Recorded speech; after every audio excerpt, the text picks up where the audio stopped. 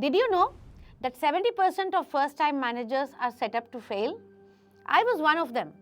After years of being recognized for my technical expertise, I was suddenly given a project with 4 to 5 team members, and everything I was good at suddenly didn't matter anymore.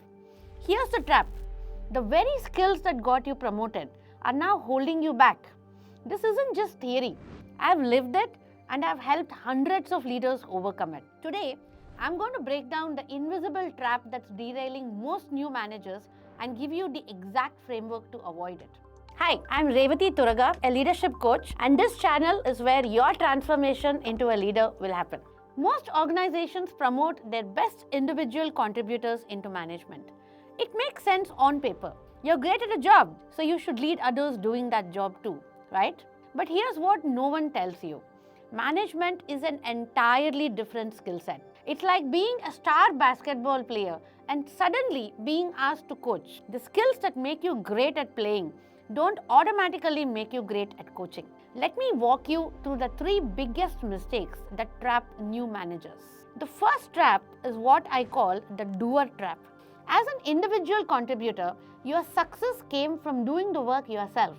You were rewarded for your personal output. But as a manager, your success now depends on the collective output of your team. Yet, when deadlines loom or quality issues rise, your instinct is to jump in and do the work yourself. Sound familiar? This creates 3 major problems.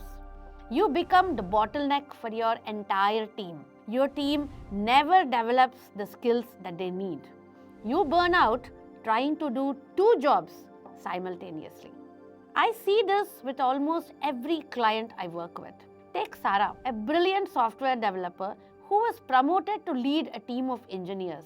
Whenever a difficult bug appeared, she'd take over and fix it herself. 6 months in, her team started expecting her to solve all the hard problems, and she was working 70-hour weeks while her team's skills stagnated. The solution isn't working harder, it's working differently. You need to shift from doing to developing.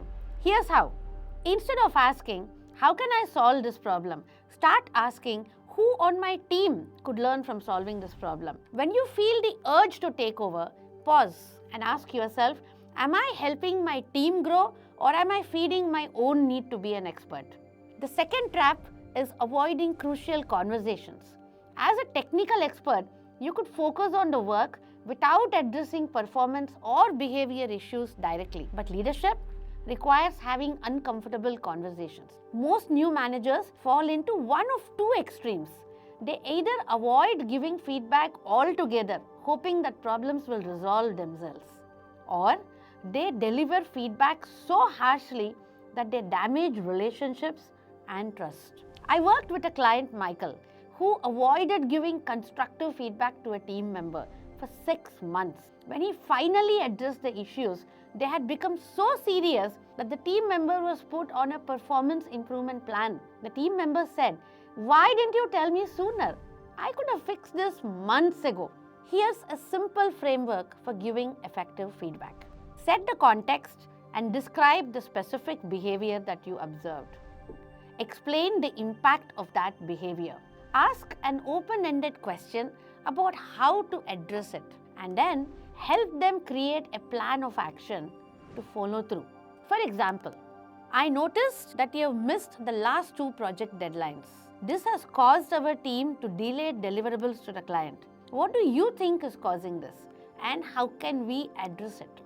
This approach is direct but supportive and focused on improvement rather than blame. The third trap is prioritizing short-term results over long-term team development. Organizations often pressure new managers to prove themselves quickly. This creates a dangerous temptation to push for immediate results at the expense of building a sustainable team. When I first started leading a project team, I was so focused on hitting our targets that I neglected team development. We hit our numbers, but 6 months later, we faced a crisis when 2 key team members left because they weren't growing. The most successful leaders balance short-term deliverables with long-term development. They understand that investing time in developing their people might slow things down initially, but creates exponential returns later.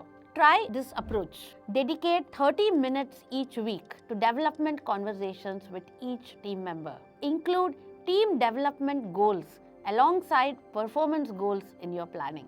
Celebrate learning and growth, not just achievements of targets. Remember, your legacy as a leader isn't measured by what you personally accomplish. It's measured by the success of the people you develop. The transition from expert to leader isn't about abandoning your technical skills. It's about adding new skills on top of them. It's about shifting from being the person with all the answers to being the person who helps others find the answers. If you're struggling with this transition, you're not alone, and it's not your fault. The system doesn't prepare technical experts for leadership roles. If you found this helpful, I'd love for you to share this video with someone who might need it. And if you want to dive deeper, I've created a first-time manager success blueprint you can download through the link in the description. In the comments below, tell me which of these traps you've experienced, or if there's another leadership challenge you'd like me to address in a future video. Thank you for watching. And remember, great leadership isn't about being the best. It's about bringing out the best in others.